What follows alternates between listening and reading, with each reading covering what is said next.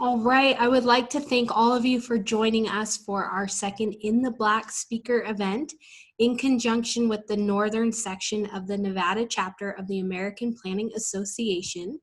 Today we will discuss the Black Wealth Gap with Mr. Shaundell Newsome. My name is Dr. Stellar Lufrano Jardine, and I will be your host. So I'd like to extend a warm welcome to Shaundell for being with us today.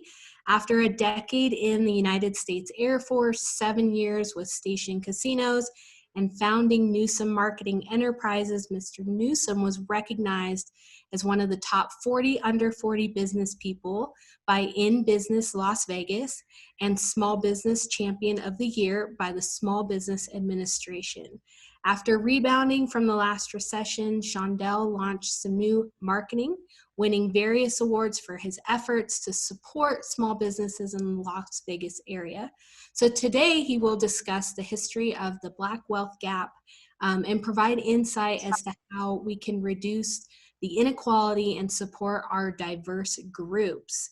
After the presentation, we will open up the group for questions so that you're able to ask them directly. If you would like me to ask the question for you, you can simply put it in the chat throughout the presentation. We do ask that you stay muted unless you're asking a question. And just a reminder that today's educational luncheon is worth a total of 1 AICP CM credits for the AICP members. And then we will have a recording available on the chapter's YouTube channel within a few days of launching today. So let's give a warm welcome to Mr. Shaundell Newsome. Thank you. Thank you so much, Stellar, and thank you to the APA, and thank you to the UNR. I mean, very incredible opportunity to tell a story that many people may not have had the opportunity to hear. And so I'm very pleased to follow in the footsteps of Ken Evans, who I know did the previous presentation, and I got to watch his. What I think is amazing, I'm so blessed to follow his footsteps on this, because it's a very important discussion, and it's a very important dialogue. And I hope that everybody takes the opportunity to stay engaged and put things into the chat room, because I'm going to give you some information that you may not have heard about before, but to keep things flowing and to keep things on a level where everybody's going to get the best out of what we're talking about. I welcome the engagement. So with that, I'm going to start talking about this exploring racial and social inequalities in business. And people need to understand, like most people in the presentation or the March on Washington in 1963, everybody talked about civil rights. All you heard about was civil rights, civil rights, civil rights. But the real name of the march was the March on Economic and Civil Rights. And everybody forgot about the economic piece, and that is why for the last 50 years or so, since the assassination of Dr. King, many people got lost with the whole notion of what is civil rights, and why are Black people typically a little bit frustrated when it comes to what's happening in America. So you've seen all of my different, my background a little bit, but I'll tell you a little bit about Sumnu Marketing was formed as a business to really change the course of my family, our family's history. And our family's history goes like this. My father grew up in Brooklyn, New York. He was raised by his mother and father. My grandparents were from the Jim Crow South. They knew what they knew. My grandfather moved to New York City in the 1950s to believe there was a better life moving from the South to the North. He found a lot of oppression. To make a long story short, he faced a lot of discrimination. He was laid off from a job without ever doing anything wrong. He was laid off from a job because at that time, they didn't have the protections that they have of today. So I have a deep ingrained feeling about that, because while people say today, hey, slavery and all those things and racial inequalities does not impact you, well, it impacted us directly. And my father went through a lot of issues with his father because his father became abusive to my grandmother. He became a person who was very depressed. And then later on in life, he just was really a man who was frustrated with this country. Despite that, my father served in the United States Air Force, as did I, as did my daughter, to preserve the rights that my grandparents and my father could not even realize. And we still fought for this country, and we continue to be looking to fight for democracy and for the rights of all Americans. That's a key point to this, because even though we're not getting those rights most of the time, we are still there supporting, trying to believe in what this country has to offer with life, liberty, and the pursuit of happiness. I'm also the chairman of the board for the Urban Chamber, co-chair for a national organization called the Small Business for America's Future. I'm a small business advocate, as I mentioned, an Air Force veteran, and I started my journey as an entrepreneur at 14 years old. So I just wanted to share that information. And then I want to give you a little bit of history, because I want you to understand that while a lot of people talk about Black history, my Black history experience is rich. My father started us as little kids with Black encyclopedias in the 1970s. And these Black encyclopedias gave us the background of people like Paul Robeson and many inventors and different people who actually existed that never were brought up in the history books. We learned about not just slavery and civil rights, but we learned about all the contributions that Black folks have made to this country without being recognized in any way, shape, form, or fashion. So it's very interesting. And today, if you really think about it, most of it is done because of social media, because they tell their own stories. And then most notably, most of the stories are being told now because of hip hop, is the generation I grew up in. And then my grandfather's stories of the Jim Crow South. It was very important that I learned and heard from my grandfather what it felt like to be a Black man walking down the street in North Carolina and you couldn't look a white person in the eye.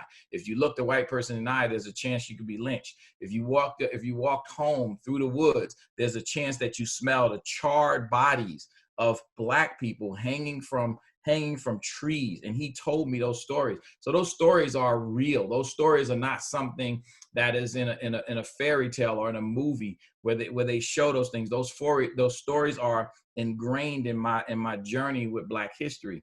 And then I really dove in New York City and Brooklyn. We got the opportunity, and I was blessed. And I didn't realize I was blessed until I moved to the West Coast and realized that they don't teach Black history everywhere. And Black history was taught to me from the 6th grade to the 12th grade in depth. We had different levels. And when my daughter once before, when she was attending Bonanza High School, and she just wanted to celebrate Black History Month, and they said that would not be fair to all the other students, we did protest. My wife and I protested with the Clark County School District. We actually have a assemblyman who put in a bill that cultural studies should be done in the schools. So there's some history there when it comes to the Black history experience. Now, I want to talk a little bit about this Black wealth gap, because it's real important that everybody understands that this is not just people frustrated over police shootings and things like that. Communities of color, especially Black communities, have been very frustrated for a very long time. And so understand that the Black wealth gap still exists. While we can celebrate the Oprah Winfreys of the world, the Tyler Perrys and the Jay-Z's and Beyoncé's, there's still a large group of Black people in this country who are in poverty. And they're in a never-ending cycle of poverty. Most of it, and I'm gonna say this, most of it is by design, systematically, to keep Black folks in that space. But a lot of it too is the education and the exposure to a better life and different ways to make things happen. So when you look at this chart and you pay attention to where the wealth gap is, look at that gap over almost $130,000 of wealth gap. And when you look at median household income, that is a factual thing. And so when you think of a person who is being marginalized, who is being done wrong economically, that person is frustrated. So when you do encounter them, they do have a bit of frustration. But also, what comes with being in that space is a perception, because the perception is that most of those people are there because they want to be there. That's not why they are there. Most of the people are there because there are root problems that create that gap. And I'm going to talk a little bit about that. And I'm going to talk a little bit about how Dr. King had talked about it prior to his assassination, which most of us feel is why he was assassinated, because when you get economic rights, that changes the whole game. And then Ken talked about the Kerner Commission report.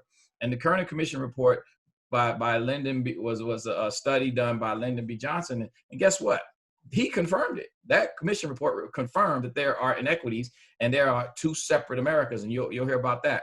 And then I'll talk a little bit about the National Negro Business League, which was founded by Booker T. Washington and really financially supported by one of the wealthiest men in the country and probably in the world at that time, Andrew Carnegie, the steel giant.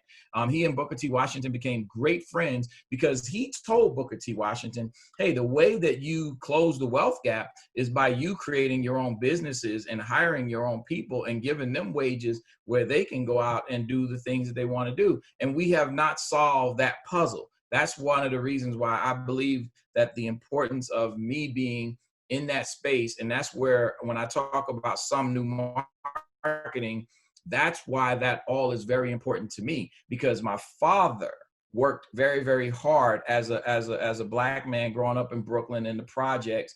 And he became a mechanical engineer after going to the Air Force and getting exposed to the world and seeing what's the difference in how people live around the world. When he came back to Brooklyn, he bought a brownstone. That brownstone was bought by between $40,000 and $60,000 in the 1970s. Today, that brownstone is worth $3.2 million.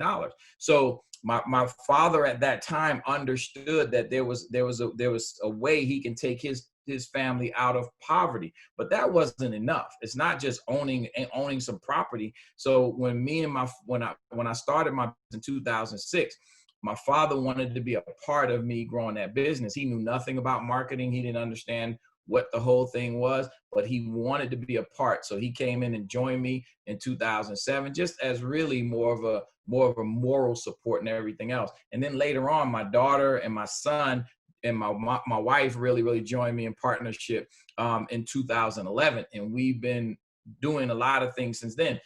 And what's important for you to understand, closing the wealth gap means we're hiring people. We're creating jobs. We're creating jobs by helping other small businesses to create jobs as well. So we're trying to close a lot of that wealth gap. So as you can see, whoops, I'm sorry, I went back. Oh, okay. So as you can see, the wealth gap is real. The historical data does say that. It's just basically, it's going to reveal that no progress has been made in reducing wealth inequities with Black and white households over 70 years. And that's sad. That's pretty sad when you really think about how this gap continues to persist.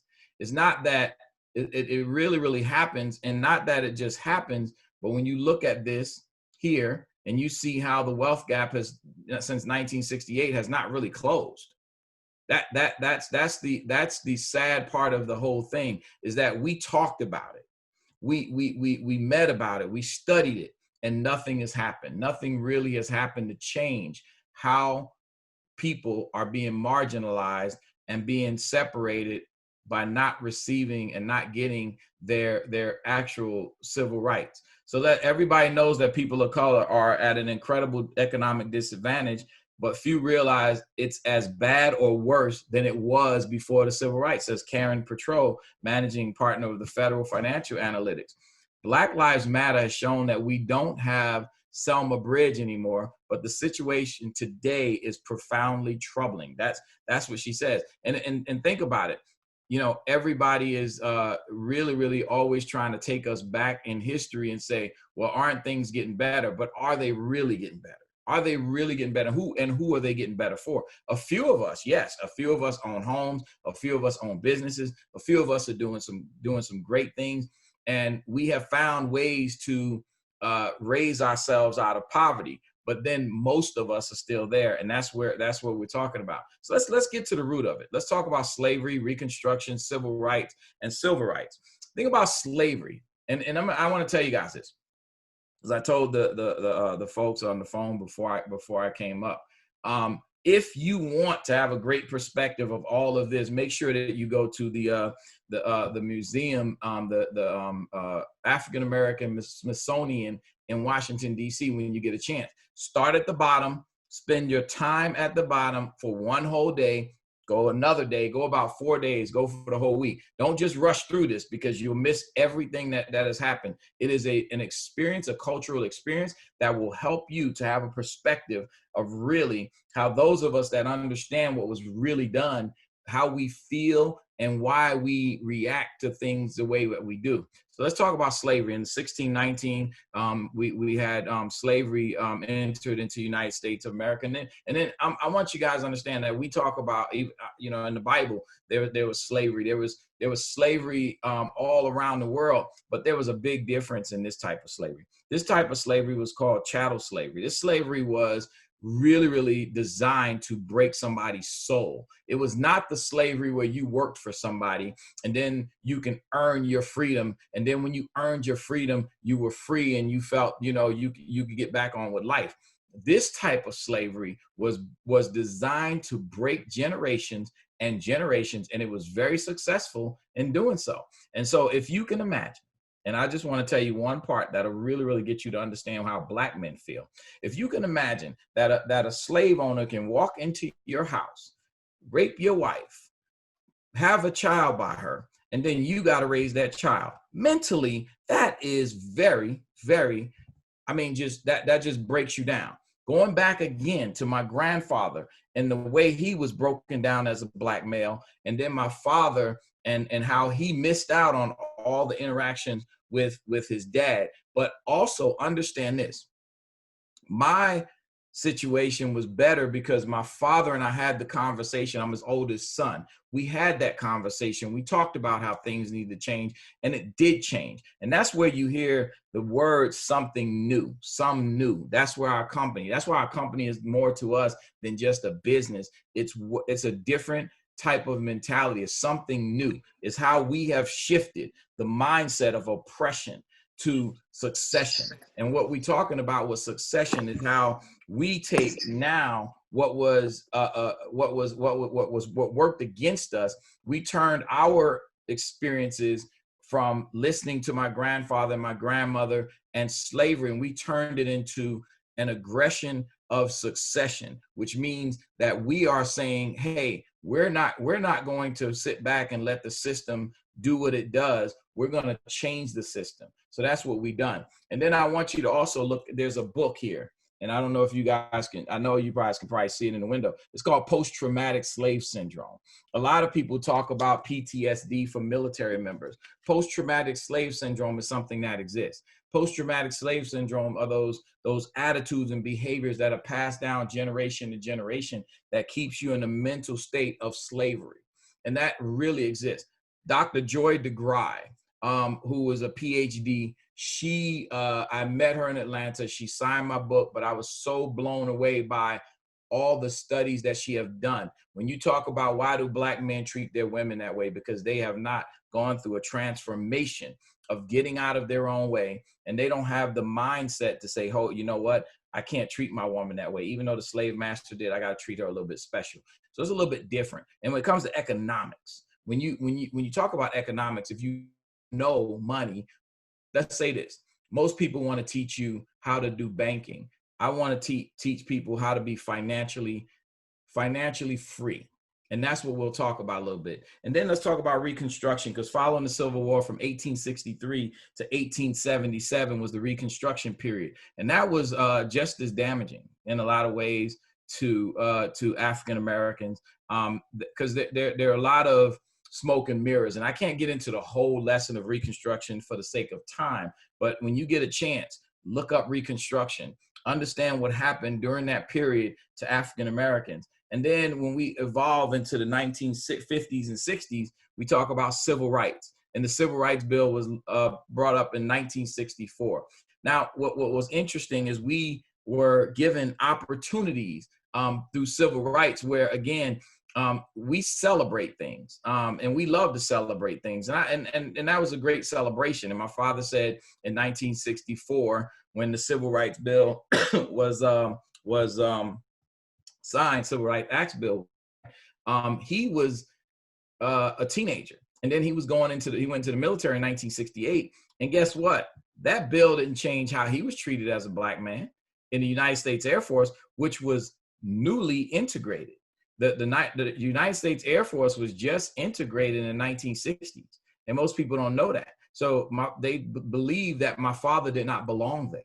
He needed to be in the Army and he needed to be in the Marines, but he should not be in the Air Force, because the Air Force is about what? It's about intelligence and strategy. And so they didn't feel that black men should be in that space. So that's another point to understand. And then we're going to talk about the question mark that we're talking about is what some of us call civil rights. And the civil rights are the economic rights of African Americans. So I'm going to go into and give you a little bit about that. Am I stuck? Nope. Oh, it was moving too fast. It's stuck for a second. Let me go back because it was stuck for a second. Okay. So let's talk about civil and economic rights. And this is, another place you can go is in Atlanta. They have the Civil Rights Museum in downtown Atlanta, right next to the Coca-Cola museum factory or museum, which is another nice place to go. But I would tell you to go to the Civil and Economic and Civil Rights Museum and learn really why Dr. Martin Luther King is not just a black hero. Dr. Martin Luther King taught the world how to get along, how to change things. Really, he gave us the blueprint to a lot of things. We didn't follow the blueprint all the time. So think about this. He said, what does it profit a man to be able to eat at an integrated lunch counter if he doesn't have enough money to buy a hamburger? So, okay, so now you've given me the right to sit at a lunch counter. You've given me a right to play golf in your golf club. But if I can't afford to play golf, it doesn't matter. If I can't afford to take my wife out to a nice restaurant, it doesn't matter if you tell me I'm welcome. And so it became another thing. And this is another one, access to hotels, cities, highways. If you don't earn enough money to take your family on a vacation, you can't go on a vacation. So the economic rights that worked in hand with the civil rights was becoming increasingly more important. So let's talk about the Kerner Commission report, which declared that our nation is moving toward two societies, one black, one white, separate and unequal. That is why I believe that a lot of black people and African Americans, when they voted with that voice. They voted from a place where, and I just want to make it clear, I don't care what party or affiliation that you have, but making America great again, it goes back to my grandfather. If you're telling me that you want me to go back to what my grandfather went through and what my dad went through, then you're giving me the wrong message. The message should be, how do we make America great for everybody? How do we combat systemic racism? And systemic racism is bigger than you just saying I'm making more money, because that, again, economics is not just about you making more money. Or you giving me more money. Let's just say that, because we don't want anybody to give us anything. We actually want the opportunity to earn on the same level that our white counterparts can earn. So think about this for a minute. If a poor white person, a poor black male can come up the same ways, and this one has a whole bunch of other barriers, and then so he got to always play this catch up to keep up with the majority. Think about how the White House has looked and has been since the time we're talking about in the 1700s. Think about the fact that we just had the first elected black male in the White House 2 presidents ago. That is why we're so far behind. Think about the mindset. So we call for aid to African American communities in order to prevent further racial violence and polarization. Because this report, as you remember when Ken told you, came after the 1967 riots. So why are we having riots over and over and over again? We continue to have riots because of the frustration of people who can't get over a hump of economic equality.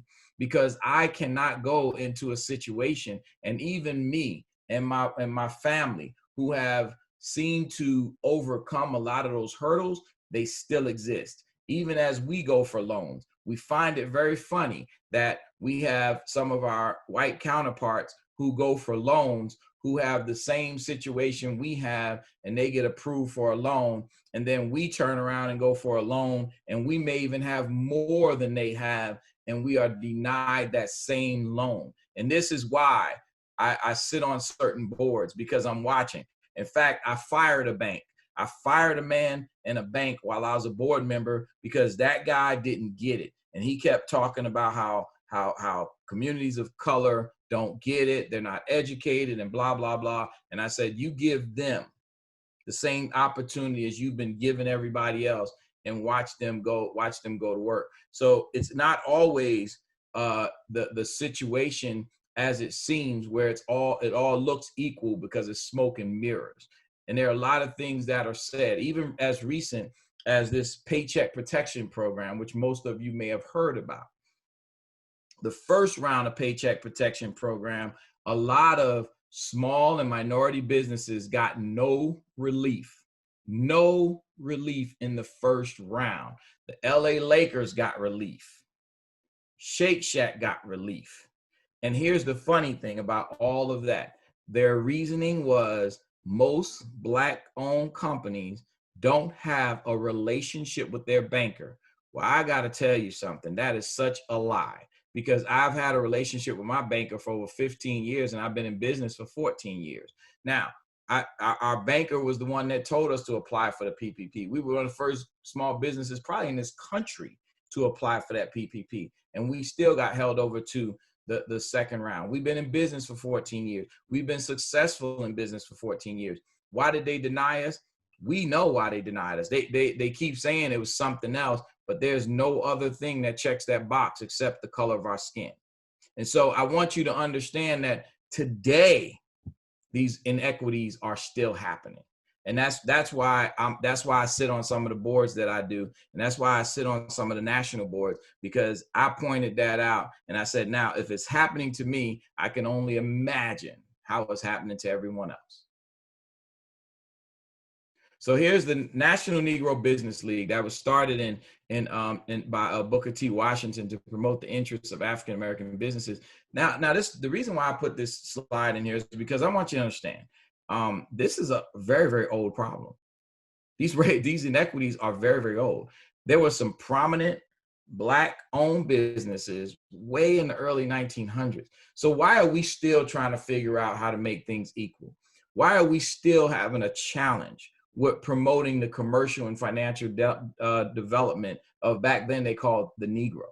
Why are we still having challenges in access to capital? Why are we still having these inequities when this is 1900s, we're in 2020? How are we still having these? Why are we still having conversations and not solutions? So what I think everyone on this call can do, and we'll get into the discussion part here now soon. What can you do to affect change? Understand and share the real stories about inequities. Don't walk around and act like, well, everybody just pull up their bootstraps and everybody just do. If everybody do what they're supposed to do, they'll make it. Well, there are some systemic things that exist, and so I want you to understand and share the real story about the inequities. Educate yourself. Understand that everybody did not have the same journey, and I've heard it many times. Well, I grew up in a poor family and I was white and blah, blah. Yeah, but you don't understand. When somebody looks at you and they look at me, it doesn't even matter if I grew up in an affluent Black house. They change the way that they look at you and how you view, and it's systemic. So it's not even that people even know it. So don't even walk up to a person and say, well, you didn't know that, because they didn't know. Because when something is systemic, those of you, I studied psychology in college. When something is systemic, you don't even realize you're in dysfunction. You don't realize that you are being a racist, but because that's what you've been taught. So don't become crazy about the fact that somebody doesn't know. Share the real stories. Give them an insight. let them know that this exists and it still exists today. Support Black-owned companies by purchasing their goods and services. And when you do, don't support it because it's a Black business. Support it because it's a business of quality. Support it and support it the same way that you would support any other business. And really think about the fact that this business may be bringing you something more than you've ever seen before, right? And then speak up because racism does exist. And for the reasons I just said, right? Nobody knows. Some people don't even know they're racist. They start saying things that are racist and they go, well, that's not racist, is it? My family says it all the time. Well, yes, because your family says it all the time don't make it right. It's racist because you have already been ingrained with a culture that doesn't understand. And just so you know, a lot of times, well, most time, no, all of the time, racism is ignorance. Racism is ignorance because I can tell you that I had two granddaughters. One grew up on the East Coast in New York City. One grew up in California. One granddaughter was was saying something. The one in California was saying, you know, I'm scared of those people. I'm scared of those people with the dots on their head. They really, they make me nervous. And my daughter from New York City said, well, why do they make you nervous? They're people just like us. I mean, I go on the subway with them every day. I got people in my class like that. So I'm going to give you a little bit. I grew up in New York City, in Brooklyn, where if there are 30 students in the classroom, we have 28 different cultures. So for me, I've been exposed to all of that. Sometimes people have not been exposed. So the background is you don't understand that you're racist because you don't know what you don't know. And those disparities still exist. And the wealth gap still exists. And that's where the real issue is understand what the wealth gap is and why that doesn't happen. And a lot of people said education was the equalizer. In a lot of ways, education was. A lot of African Americans that went to college were earning more money, earning more dollars. But it still goes back to reason why you have to have ownership. You have to own businesses. And I'll give you a statistic about Black-owned businesses. So in the United States of America, prior to the pandemic, you know, there were 30 million small businesses in the United States of America. About 20% of those businesses employ people. In the African American community, only 4% of the Black-owned businesses of that time, the 2.1 or 2.6 Black-owned businesses in America, only employed 4%. Only 4% of them had employees. So what that says is the gap again. If 20% is the mark and they only 4% of them have employees, there's a big gap between employing people. So the unemployment rate is high for African Americans, but part of it is because African Americans don't own businesses to hire people. And I'll tell you, my wife was blown away when we went to New York City and she saw a whole neighborhoods of Jewish people owning businesses and owning their own neighborhoods. And we haven't gotten to that point. And even when we did it with Greenwood, which people called the Black Wall Street, in Tulsa, Oklahoma, it got tore down. There was rioting, and then that got blown up. And ever since then, we really haven't had a wealthy Black neighborhood. So those are the issues that we face. Those are the things that are troubling to Black America. Those are the reasons you have such frustration and anger and outrage over the fact that your dollar is not as rich as another dollar. And every time that you look up and you see that you're behind the 8 ball, even if you work harder, even if you struggle, even if you do all the things you were told to do, you still don't have life, liberty, and the pursuit of happiness at the same level that everybody else does. So do your homework. Don't get fooled by what you hear. Get the facts. And so I hope I've given you some inspiration, motivation, thought behind how you can affect change and be the change that you want to see, that as Gandhi has said before. And here's what I'll tell you.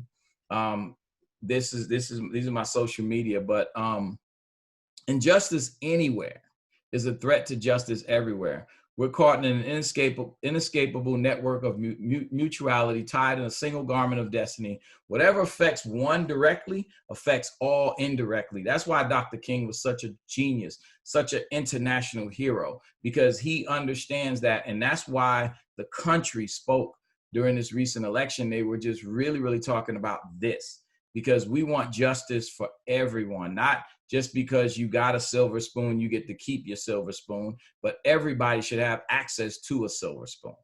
All right, with that, I'm ready to take questions. And if somebody, I don't know who takes over yet, because I can go all day, but Thank you. tell me what's next. Thank you. Thank you, Shaundell. Absolutely fantastic information. I mean, that really encompasses, like you said, the history of what's going on and how that has caused us to be where we're at today. And I have to just give some deep admiration to you bringing up the mental health piece and the well-being and the pride of being able to provide for your family, and what happens when you're unable to do that, not because you didn't work hard enough, but because the system continues to bring you down. And so, there are pieces behind this other than just basic economics of, we need to provide this, and systemic problems with our financial institutions and deceitful practices in, the political spectrum.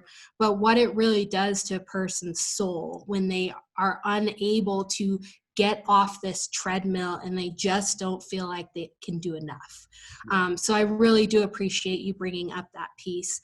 So with that, I say this, Delara, that's the most important piece. Because the most important piece, when we talk about, when they talk about PTSD, this is important. Post-traumatic slave syndrome is the reason why a lot of people behave the way that they do. Now, I will tell you, because of the military, I got mental counseling. I was able to shred a lot of that anger, a lot of that frustration, and grow from there. So I'm telling people from experience that it actually does help. Right. And we have to get rid of the stigma of going out there and getting that support, right? So if a system is keeping us down and we do have that opportunity to meet those little goals and to be able to pull ourselves up, we have to not say, well, now I'm going to be looked at this way, or, whatever the stigma is behind it, and say it's another piece to help us close that wealth gap and close what one person gets over another. So I just appreciate you bringing that up, because it's such an important piece, like you said. Absolutely. And with that, I will open up for questions. Feel free to, if you'd like to do the little hand raise, or you want to just unmute, and I'll keep track of everyone asking to make sure you guys all get your questions in. Anyone want to kick us off? Perfect. Oh, so I have from, I'm not sure the name there, but it asks, the median household wealth graphic, does that include home ownership, savings, and income, or just wages? That includes all of that, because here's the thing that, African Americans are low in that number too. Like, we don't own homes. And it's sad. And again, it goes back to, and I'll tell you this, it goes back to peer pressure too. My father, when he bought his house, not everybody in our community was happy for him. And in fact, they told him many times that he was trying to act white. And so we were treated differently by our cousins and some of our family members, because my father was trying to make a better life. And so and I never forget that I was sitting on the stoop one day. I was drinking some water, and my dad was drinking a beer, and we just got finished painting our house. And his cousin came up and he said, "Man, you crazy. In the projects, they paint our house for us. We could do whatever we want to do. And you over here painting this house, and you bought this, and our house is over 200 years old, a brownstone. So we had to do a lot of repairs." And he said, "Well, look at the projects, man. They got new painting, they got new this, they got new that." And my father said, "The difference is I own this. The difference is you don't own that. You just renting there, you just living there, and they're really you're stuck in a cycle." And so the mentality again goes back to that's why that exists, right? And so even most of us don't own homes. Most of us don't own businesses. Out of the 30 million businesses in this country, African Americans only own 2.6 million. So but being about 11% of the population, 9 to 11% of the population, we only own 2%, 2 to 3% of the businesses. Plus, and here's the funny thing, we are the largest spenders in some countries. We spend money like crazy, like we really have it like that. So that's why the wealth gap exists, is because we don't save, we spend. We're consumers, not owners. Right, right. Thank you. We have our second question from Scott. Do you feel that government procurement and contracting incentives for disadvantaged and minority-owned businesses are effective in leveling the playing field? Well, just like anything else, is gamesmanship, right? Because a lot of times these minority goals and things like that it levels the playing field, but then there's games that are played within the system that need to be figured out as well. Because there are people who create the situation so that they can take advantage and really have loopholes to the system. So it hasn't really closed the gap that much. The same things still apply whether you're a minority business or a majority business, is we have to bring value. At the end of the day, we have to bring extreme value. Where I think where the work is done is when we talk about the Nevada SBDC, Small Business Development Centers. That's where the work needs to be done, because you bring people to a different level of value and a different level of competency and a different level of how you run a business. If you can run a business at a top level and you bring in those pieces that level the playing field, then you can win.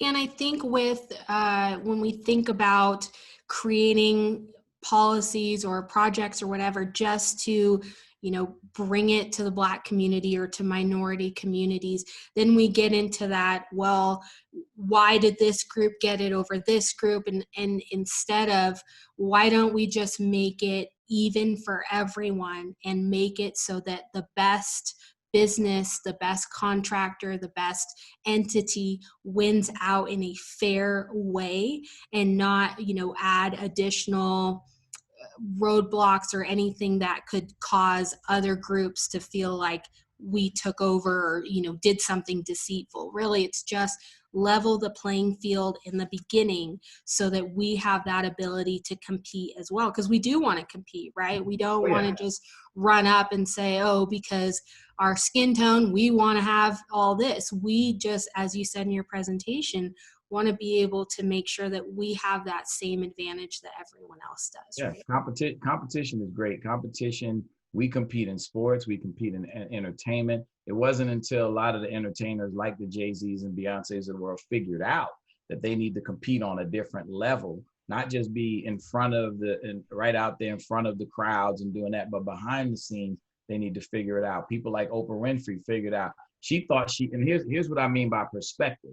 She thought she hit the pinnacle when she got her show, and she was up against Donahue and Sally Jesse and all those folks. And by the way, Johnny Carson, the American icon, didn't like the fact that Oprah Winfrey had a show. So that's the other thing that we got to call out. We got to call out races. I don't care who everybody else likes. I don't care who everybody else loves. My wife is a big Elvis fan, but Elvis robbed a lot of Black people.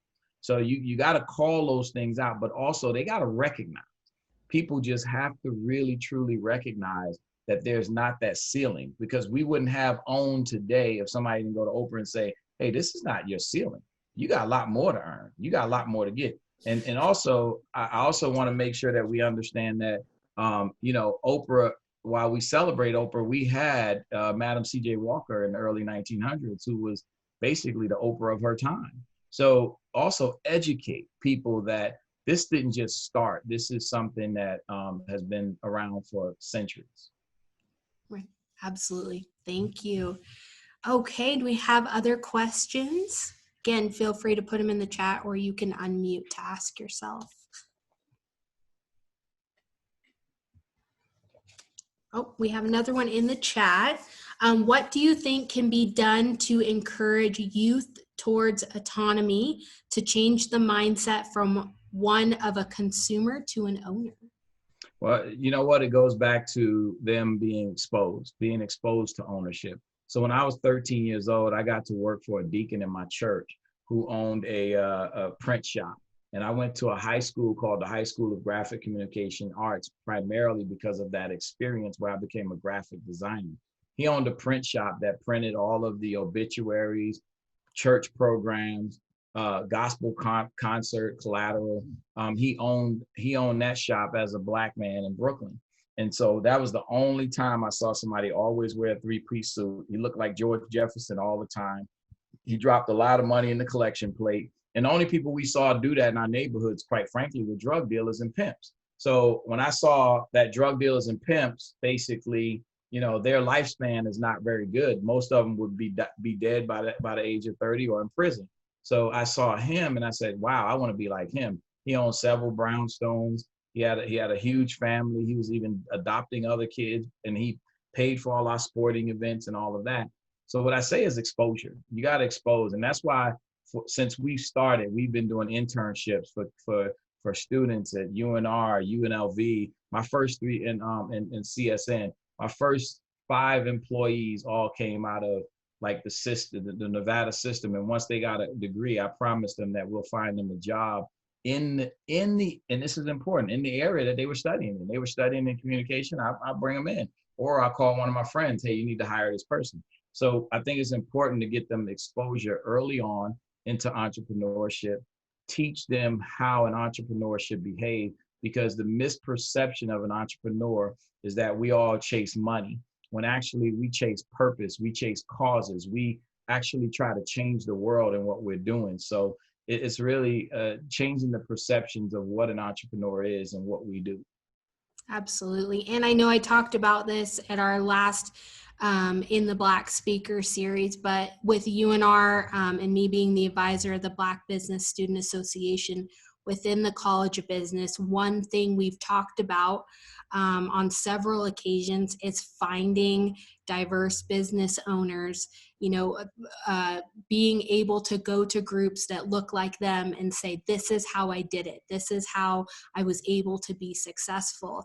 And that's difficult to find that group, those mentors. And so that's why, doing things like this speaker series is so important. So, we see you, Shaundell, we see what you're doing. We now can think about who can we connect and build, that web of these are important people that help lift everyone up, right? Yes, absolutely. Yes, we have to do that and understand that nothing is easy, because my grandson was saying all this time, everybody thinks that it's pretty easy running this business. Well, this is my second recession, my second economic downturn. The last time I lost 60% of my business. This time we're down about 50% over last year. So we've lost almost close to more than $250,000. And so it's not just the easy times. Understand that. Now, I'll tell you, the one strength that Black people have that they need, again, it goes back to flipping the script and doing something new. The one thing you have is you know how to deal with adversity. You know how to deal with people saying no. You know how to deal with fighting back. So that's a strength you actually have when you're in business. Right. Absolutely. Thank you. We have one from Cole. Cole, do you want me to ask that for you? You're welcome to ask it too. Sure. It was just more of a comment. I thank you for this great presentation. I thought it was fantastic, very informative. I just wanted to throw out a resource as a white guy from Iowa. I grew up pretty oblivious to others' experiences. Not a lot of opportunities for diverse interaction. But over my life, I've learned a lot. One of the resources that really brought to my eyes just the not only the Black experience, but how this profession has added to the economic hardships and all the other impacts of the Black experience. It was just very eye-opening to me. I knew it was an issue, but just the level and depth and scope of economic analysis that he goes into is really very eye-opening. So I just wanted to throw that out for others who might be looking for a resource. But thank you for that. Yeah, thank you, because the data, I'm a big fan of data. Data does not lie. Numbers don't lie. And a lot of people want to say, well, those numbers are skewed or they're Numbers don't lie. And really, if I look at my family, and I go, okay, we're here. Some people are here. Some people are here. And when you look at it, no matter what, and I bet you the billionaires like the Oprahs and folks can look at their families and see the same thing, that everybody is not rising up, and that's why we even thought it was important to do a family-owned business. Like I have my granddaughter working at the office. I have my daughter and my wife as partners. My son was a partner. My son is doing a clothing line and doing his own online business. And so when you say, is it believable? He said the reason why when the pandemic hit, he had a different thought process. He's a trainer, but he said, hey, you know what? They closed the gym. So what is my next move? I gotta be an entrepreneur. Excellent. Thank you, Cole. And then thank you, Cole. Very appreciate your comment there. And then to Walter, he's asking thoughts on what role African, West Indian, Afro-Latino communities can play in this conversation. Well, first and foremost, coming together. I mean, and this is one thing, it'll sound funny, but I actually I do a lot of writing and I do a lot of videos. I wrote something thanking Donald Trump for bringing us more together, because this was the first time in history in my lifetime that I've seen people of color come together in such a strong way. And one of the reasons they came together for such a strong way is because they recognized when they were being told that their life got better economically, that they didn't feel like that was truthful. That was 100%. And again, I'm not talking about your political affiliation. I'm talking about the numbers that Cole was just talking about. I'm not talking about whether you're Republican, Democrat, or independent. We're talking about the life of people who have not found the way to economic freedom. And that's what the issue is. The issue is that you're saying I've been the best president to Black America since Lincoln. And that doesn't add up to most of those people. Otherwise, when it came down to it and the president had a lead in these Black cities, then these Black cities hadn't voted yet, he would have won by a landslide, right? So you got to pay attention to what's going on in the community and pay attention to what's happening, because what it's all about is how you have equity, inclusion. Equity and inclusion means that you have a say in the process. You have a say in the system, and you can't have a say in the system if you're not sitting at the table. That's why I choose to sit at these tables. I choose to spend the extra time. I choose to spend money. Now, understand this. I'm spending this time without getting paid, right? I hang out with, like I was telling you guys earlier, I hang out in DC with the SBDC folks without getting paid for it. I don't get paid to do that.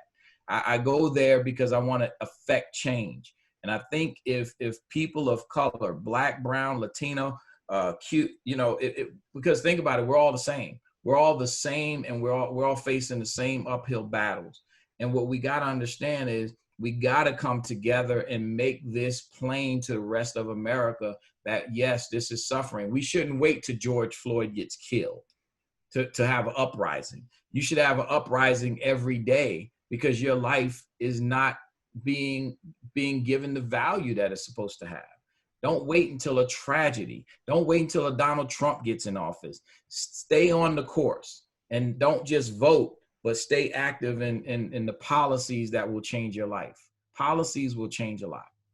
And I think along the lines of you serving on so many groups and being able to lend that voice, looking at, whatever group you're part of, company-wise, extracurriculars, and finding people that can bring that diverse thought to that group, right? Look at your group and say, am I bringing on everyone that could help us be stronger and better?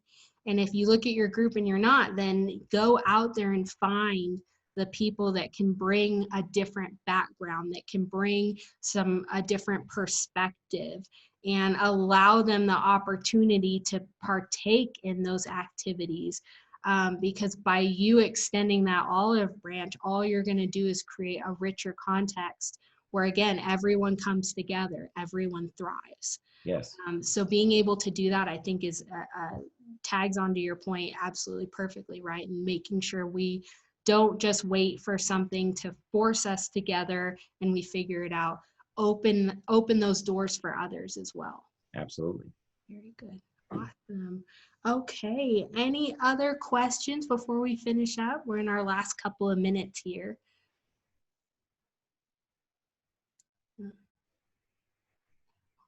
Okay. Oh, thank yous are coming through. Thank Great. you.